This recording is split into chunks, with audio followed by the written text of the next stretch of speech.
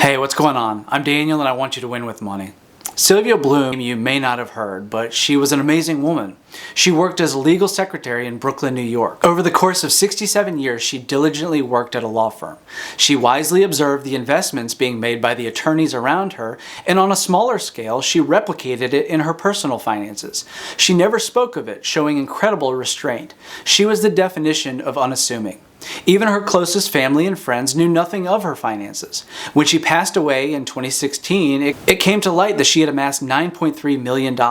I love this story because it highlights the importance of frugality. Frugality is the cornerstone of wealth. I think many people use it interchangeably with cheap, but that's not necessarily what it means. Frugality is being prudent in saving and not wasteful. Merriam-Webster says that it's being economical, which means efficient in the use of resources. It means that we're placing a value on our money. It does not mean we're paying the cheapest price and buying junk. It just means that we want to buy something of value at a good price. Sylvia Bloom was frugal, and combined with a modest lifestyle, she accumulated a massive nest egg. On a larger scale, it's what Warren Buffett demonstrated in 2011. He was dissatisfied with a few of his investments that had not performed as well as he would have liked, and so he was looking elsewhere to invest.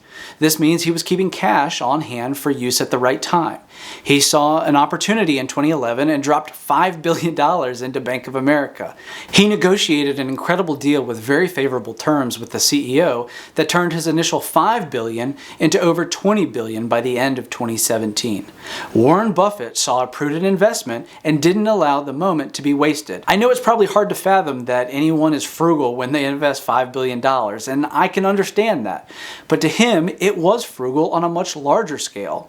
Again, frugal doesn't necessarily mean cheap. Now let's look at where we can practice frugality in our own lives to build wealth. But first, if you like this video, please like and subscribe. I want to help as many people as possible with their finances, and liking and subscribing is a great way to elevate this content to as many people as possible.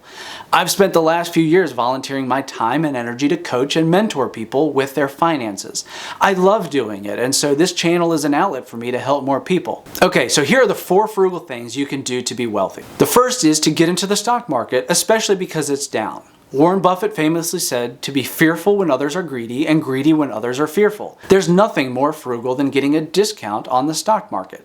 The S&P 500 spent most of 2022 down anywhere from 10 to 20%, and at its lowest it was down 25%. What did I do all of last year? I maxed out my Roth IRA, increased my 401k contributions, and made additional purchases in my brokerage account. I'm nothing special, but I do like a good deal, and the stock market on sale makes a frugal guy like me very happy. I don't stress whether I'm getting the best deal because that's above my pay grade, but I do know I'm getting a better deal than when it was up 16% in 2020 or up 27% in 2021.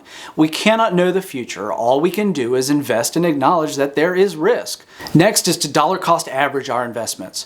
All dollar cost averaging means is that you invest at a regular interval no matter what the market is doing. It could be every week, every 2 weeks, or every month. This is frugality because it's an efficient way of allowing you to be a value investor and ensures you don't miss out on getting value throughout the ups and downs of the market.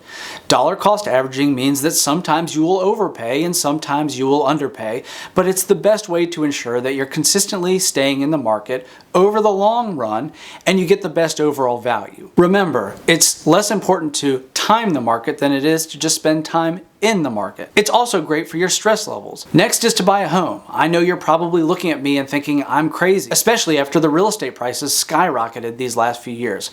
But hear me out.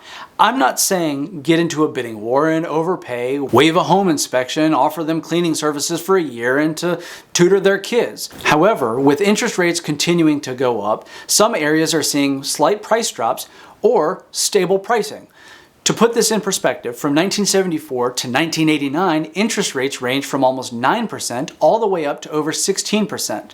If we look at home prices in the same time frame, inflation was extremely helpful to the value of a home. The median home price went from $35,000 all the way up to $120,000.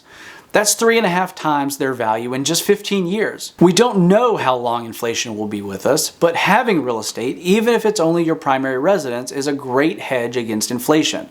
You might argue that a primary residence doesn't cash flow and therefore it cannot make you wealthy, but I've never understood this argument.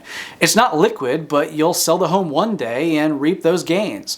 I'm not sure how that's any different from a 401k that you don't plan on touching for 20 or 30 years. It's an asset. Getting into real estate is not without its challenges, so it's a personal decision. I just think it's something to keep in mind. Something may not seem frugal now, but it might in 10 years. And this last one is to cast aside our ego. That may seem a bit odd within the context of frugality, but stick with me on this. I want to elevate the idea that someone who builds up a nest egg of $1 million or $5 million over the course of their lifetime is wealthy, and that is achievable through frugality and diligence with your finances. In an age of crypto scams and get-rich-quick schemes, our culture has lost sight of the fact that appearing wealthy is very different from being wealthy. In his book, The Psychology of Money, Morgan Housel says that savings can be defined as the gap between your ego and your income. This is an incredibly powerful statement because he's addressing a very sensitive area for all of us, which is our pride. We want to have a sprawling house and a luxury vehicle, but if our income isn't there, can our ego take it? We see YouTubers standing in front of Ferraris and mansions and we wonder if we've missed something. It later comes out that those same YouTubers rented both the car and the house to present an image. I don't have a great sense of fashion. I buy $25 jeans from Tractor Supply. One car in my driveway has 130,000 miles, the other over 200,000. We buy groceries to meal plan for most of our week, and we rent books from the library instead of buying them. I want to create a massive gap between my ego and my income. The difference between those two is wealth. All right, folks, that's a wrap. My goal with this channel is to build a community of support. If you have any questions for me or need help with your finances, my email is in the description below.